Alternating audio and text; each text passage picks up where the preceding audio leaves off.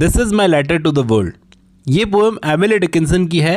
वो अपनी पोइट्री के थ्रू दुनिया को मैसेज भेज रही है। क्या मैसेज भेज रही है? This is my letter to the world that never wrote to me. Poetess कहती है कि ये मेरी तरफ से दुनिया के नाम एक चिट्ठी है, एक खत है। उस दुनिया के नाम जिसने कभी मुझे चिट्ठी नहीं लिखी, चिट्ठी लिखकर रिप्लाई नहीं किया। इसका मतलब यह है कि दुनिया ने उन्हें कभी समझा नहीं, कभी नोटिस नहीं किया, उनको इग्नोर किया। The simple news that nature told with tender majesty.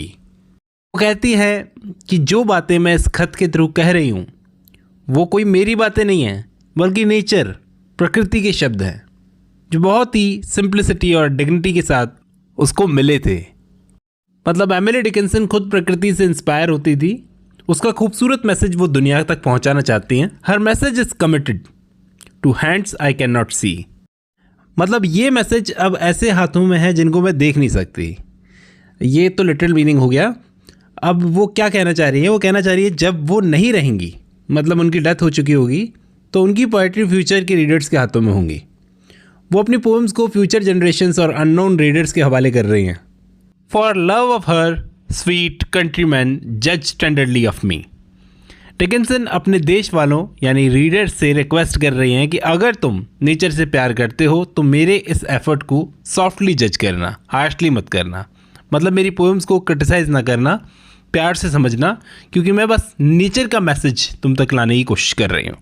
Overall ये पोएम एक प्रोलॉग की तरह है, एक इंट्रोडक्शन की जैसे। आपने कई सारे प्रोलॉग्स पढ़े होंगे इंग्लिश लिटरेचर में, जिसमें एमिली डिकिंसन कहती है कि वो दुनिया से अलग थलग रही। मतलब इतना घुलती मिलती नहीं थी, वो अलग थलग रहती थी, अपने ही घर में रहती थी। दुनिया ने उनको इग्नोर किया, लेकिन फिर भी उन्होंने प्रकृति का संदेश पोएट्री के रूप में लोगों तक पहुंचाने की कोशिश की। छोटी छोटी पोएट्रीज लिखी, हज़ारों पोएट्री लिखी, और अब वो अपनी पोएम्स को दुनिया के नाम एक चिट्ठी मानकर भेज रही है, मैसेज की तरह।